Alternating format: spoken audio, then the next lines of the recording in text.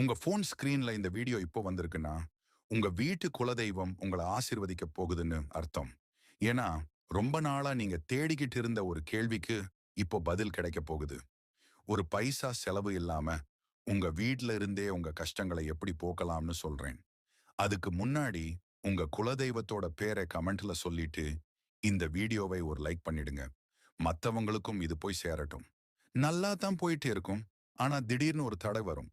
கல்யாண பேச்சாகட்டும், இல்ல வேலை விஷயமாகட்டும், ஏன் தள்ளி போயிட்டே இருக்கு? ஆனா நீங்க வருத்தப்படலாம். எல்லா கடவுளையும் கும்பிட்டும், எனக்கு ஏன் இன்னும் விடிவு காலம் வரலன்னு தோணுதா? ஒண்ணே ஒண்ணு புரிஞ்சுக்கோங்க. எல்லா தெய்வமும் முதல்ல நிக்கிறது உங்க குல தெய்வம் தான். வர்ற வெள்ளிக்கிழமை அன்னைக்கு, காலையில ஒரு சின்ன செம்புல தண்ணி எடுத்து, அதுல ஒரு பிடி கல்லுப்பு போட்டு, உங்க வீட்டு வாசல்ல வைங்க. எங்க குடும்ப கஷ்டம் எல்லாம் தீரணும். குலதெய்வத்த மனசார கூப்பிடுங்க. அன்னைக்கு சாயங்காலம் அந்த தண்ணி